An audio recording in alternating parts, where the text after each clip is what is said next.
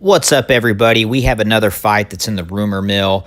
And to be completely honest with you, I have absolutely no idea if this is confirmed or not, if this is a fight that's even being talked about or not. But I was doing a little looking up in some MMA things on some websites, and I seen that this is a potential fight because supposedly Mickey Gall and Mike Perry are talking smack back and forth on social media. So I came across this and I thought, hey, what the heck? This would be a really good fight, actually. And this would be a good fight to talk about. So here we are. So I'm hoping that this fight actually comes through and we get to see Gall fight Perry.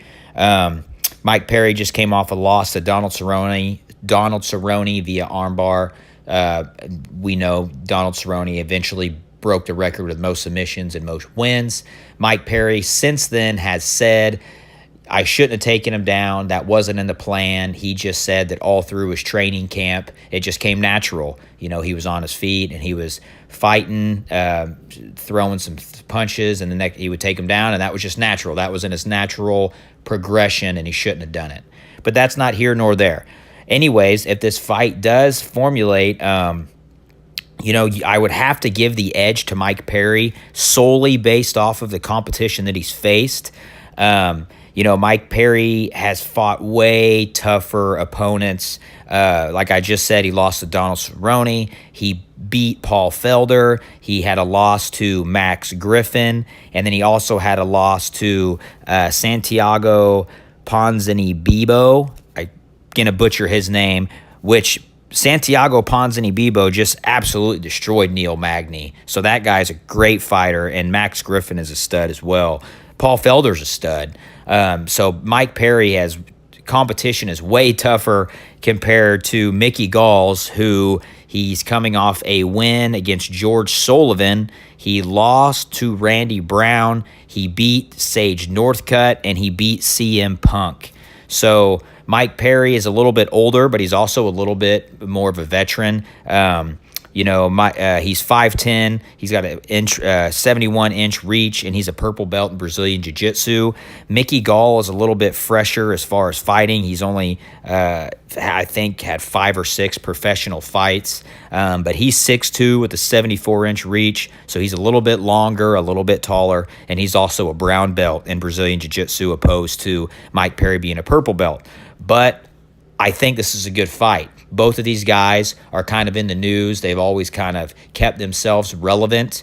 Mickey Gall's a good talker. He never backs down from a fight. And we all know Mike Perry is a trash talker. He never backs down from a fight. So I could see this having a making of a slugfest.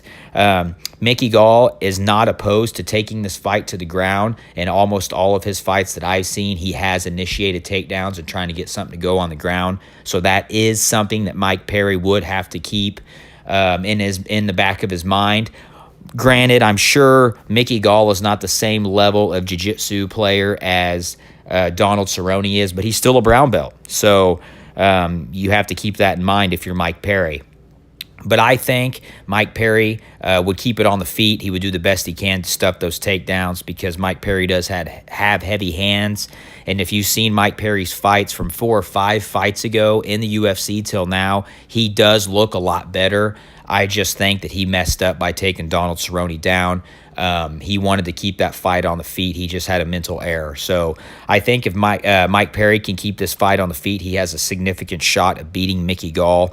But Mickey Gall's also a good fighter. Like I said, his record might be a little bit more padded than Mike Perry's is with the opponents that he's fought. But Sage Northcutt's no slouch on the feet. He's at Team Alpha Male now. He's looking better. Obviously, we all know who CM Punk is. That doesn't matter.